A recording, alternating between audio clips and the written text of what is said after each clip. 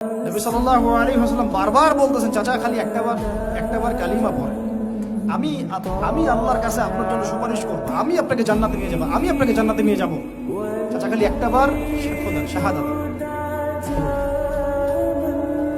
হাদিসের মধ্যে আসছে চাচা আবু তালেবকে জাহান্নামের সবচেয়ে উঁচু স্থানে রাখা হবে, যেখানে তার পায়ের গোড়ালি বা টাকনু পর্যন্ত আগুনে পড়বে, এতেই তার মগজ টকবক করে ঘুরতে থাকবে না।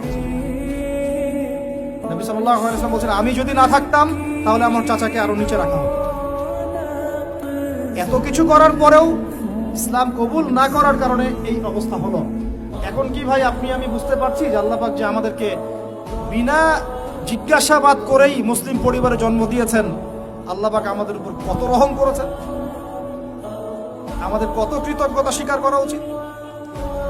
বিশ্বাস করেন, আমাদের যে সকালবেলা টয়লেট হয় না, ওয়াশরুমে যান টয়লেট করেন, আলী ইবনে আবি তালেব রাদিয়াল্লাহু আনহু এরকম বাথরুম থেকে বের হয়ে পেটে হাত দিয়ে বলতেন, মানুষ যদি জানতো এই যে শুধু ক্লিয়ার করে টয়লেট হওয়াটা কত বড় নেয়ামত আল্লাহ পাকের, তাহলেও সারা জীবন সেজদায় পড়ে থাকবে।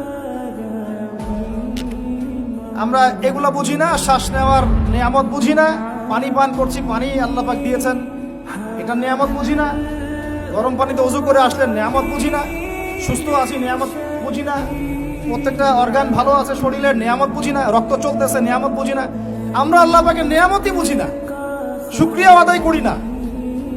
আর ওই যে কালিমা লা ইলাহা ইল্লাল্লাহ আল্লাহ পাক পড়ার তৌফিক দিয়ে মুসলিম বানিয়েছেন, এটা তো মোটেই বুঝি না।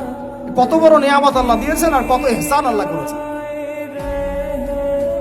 এইটা জাস্ট আজকের লেকচার শুনে বুঝে বাসায় চলে যান, তাহলে ইনশাআল্লাহ আপনার একটা কৃতজ্ঞতাপূর্ণ হৃদয় সৃষ্টি হবে, এবং এই হৃদয়টা সৃষ্টি হলে পরেই আপনি আল্লাহর দিকে ফিরে আসবেন।